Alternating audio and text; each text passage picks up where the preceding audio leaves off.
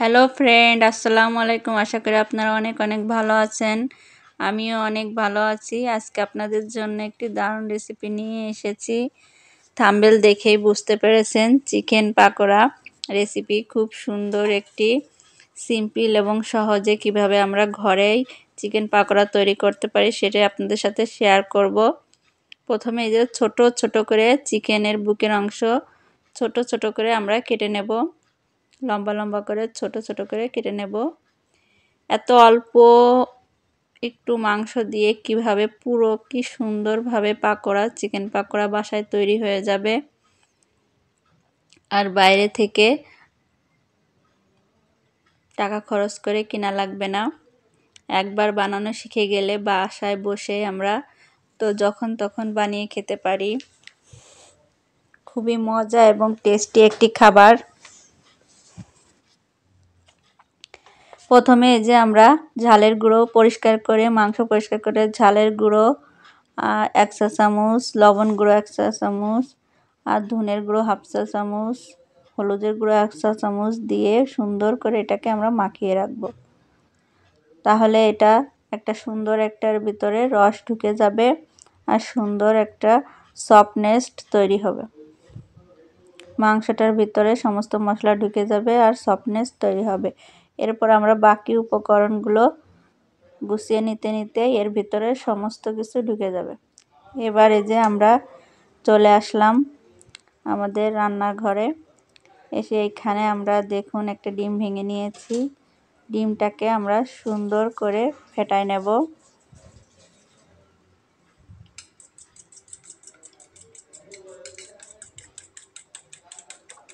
ডিমটাকে সুন্দর করে ফেটিয়ে নিয়ে আমরা এর ভিতরে এই যে চিকেনগুলো দিয়ে এরকম আমরা উঠে নিতে পারি।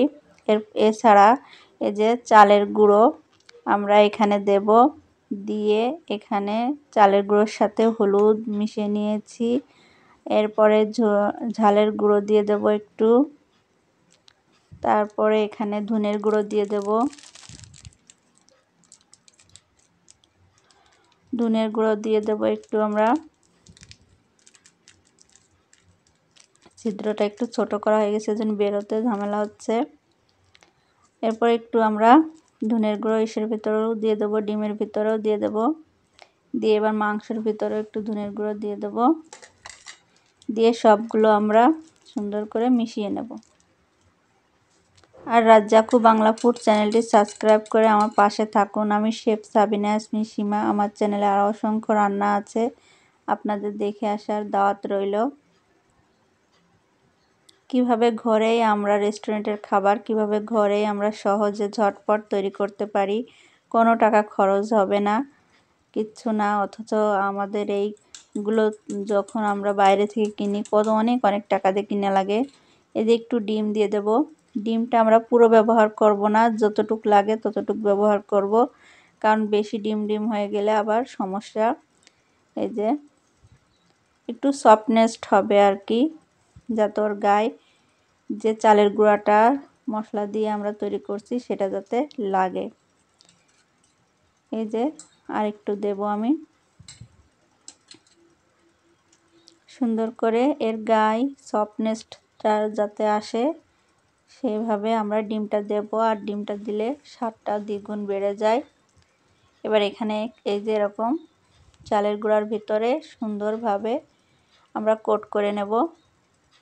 চালের গুঁড়াটা দেওয়া সাধারণত ক্রিস্পি হবে আর মচমচে হবে, আর ভিতরে সফট থাকবে, উপরে ক্রিস্পি থাকবে।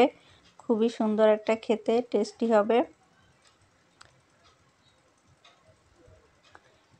এখানে বেসন অনেকে ব্যবহার করে, কিন্তু আজকে আমি বেসন ছাড়াই কিভাবে এটা তৈরি করা যায় সেটা আপনাদেরকে সাথে শেয়ার করব। এভাবে আমরা সবগুলো তৈরি করে নেব। এবার কড়াইতে আমরা তেল দিয়ে দেব। ফ্রাই প্যানে তেল দিয়ে দিলাম আমি। তেলটা ভালো করে গরম করে নেব। নিয়ে এখানে আমরা একে একে সব দিয়ে দেব। খুব সহজ, দেখেন বেশি কিন্তু তেলও লাগবে না, খুব সহজে এবং ঝটপট তৈরি করা হয়ে যায়। বাড়ির সবাই মজা করে খাওয়া যায়। দেখুন এই যে কত সুন্দরভাবে হয়ে গেল।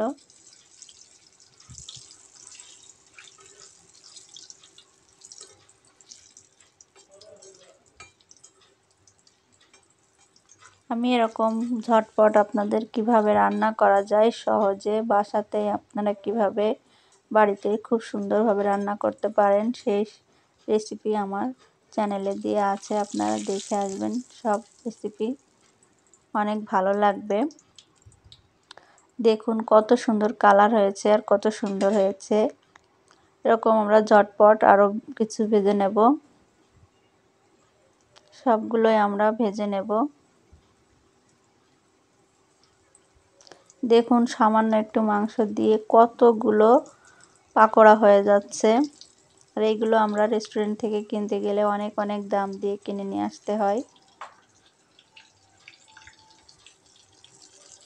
দেখুন দেখুন এই যে আরও এক ব্যাচ হয়ে গেল, এই 2 ব্যাচ হয়ে গেল। খুব সহজে এবং ঝটপটভাবে হয়ে যায়।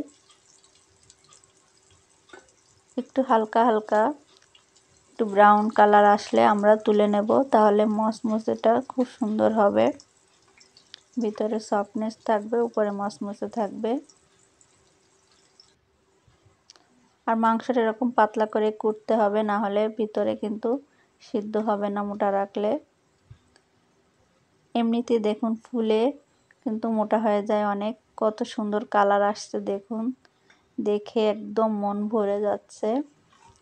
দেখুন আমি এদিক থেকে ভাজতেছি আর এদিক থেকে শেষ হয়ে যাচ্ছে। 2-3 পিস ভাজেছি, তারপরেও কিন্তু শেষ হয়ে যাচ্ছে আমার। এত মজা হয় যে বাড়িতে সবাই মজা করে খাবে। ভাজার সাথে সাথে আপনি শেষ হয়ে যাবে, রাখতে পারবেন না। এত মজার, এত ক্রিস্পি হয়।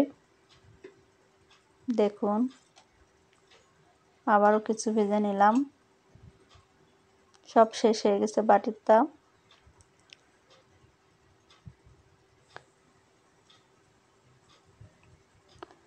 বাটি থেকে সব হারিয়ে যাচ্ছে। মজা হয় যখন তখন সবাই খেয়ে ফেলে। আরও কিছু আমি এরকমই ভেজে নেব। খুবই সুন্দর এবং খুবই সহজ সিম্পল একটা রান্না, খুব সহজ ঝটপট হয়ে যায়। আমি আপনাদের পুরোটা দেখিয়ে দিই। দেখুন কত সুন্দর কালার এসেছে আর কত সুন্দর হয়েছে। একটা খেলে বারবার খেতে মন চাবে। এর সাথে আমরা বিভিন্ন সালাদ, সস এগুলো দিয়ে দেখুন কত সুন্দর সফট হয়েছে, ভিতরে সফট উপরে ক্রিস্পি। সস, বিভিন্ন সস তৈরি করে আমরা এর সাথে খেতে পারি এবং বিভিন্ন ধরনের সালাদ দিয়েও আমরা এটা খেতে পারি। খুবই মজা হয়, টেস্টি হয়। ভালো থাকুন, সুস্থ থাকুন। আল্লাহ হাফেজ।